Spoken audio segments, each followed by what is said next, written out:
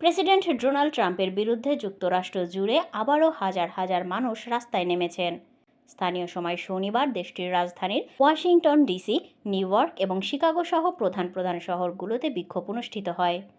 রোববার ব্রিটিশ সংবাদ মাধ্যম বিবিসি ও বার্তা সংস্থা রয়টার্স তাদের এক প্রতিবেদনে এই খবর জানায়। ট্রাম্প প্রশাসনের অভিবাসীদের বিতাড়ন, সরকারি চাকরি থেকে ছাঁটাই, গাজা ও ইউক্রেন নীতি বিরোধীরা এই বিক্ষোভে অংশ নেন। প্রতিবেদনে বলা হয়, হোয়াইট হাউসের সামনে বিক্ষোভকারীরা হাতে প্লাকার্ড তুলে ধরেন।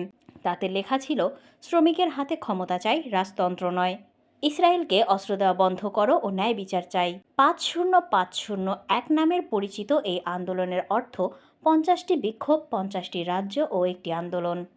যুক্তরাষ্ট্রের স্বাধীনতা যুদ্ধ শুরুর ২৫০তম বার্ষিকীর সঙ্গে মিল রেখে এই কর্মসূচির আয়োজন করা হয়। শনিবারের এই কর্মসূচির নাম ন্যাশনাল ডে অব অ্যাকশন। এই কর্মসূচিতে যুক্তরাষ্ট্র জুড়ে প্রায় ৪০০টি বিক্ষোভের পরিকল্পনার কথা জানিয়েছে আয়োজকেরা।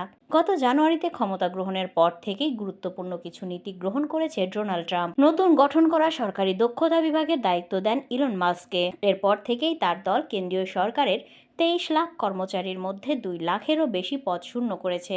ট্রাম্প প্রশাসন সম্প্রতি অনেক বিদেশি শিক্ষার্থীদের গ্রেফতার করছে। তাদের অনেককে দেশে ফেরত পাঠানোর চেষ্টা চলছে।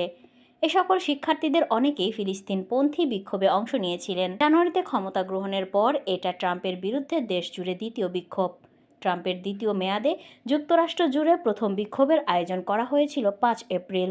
এর মূল আয়োজক ছিল ইন্ডিভিজিবল নামের নাগরিক অধিকার বিষয়ক গোষ্ঠী। ওই বিক্ষোভের নাম ছিল হ্যাটস অফ, যার অর্থ হতে পারে আমাদের নিজের মতো চলতে দাও। সাম্প্রতিক জনমত জরিপগুলো বলছে ট্রাম্পের জনপ্রিয়তায় ভাটা পড়েছে।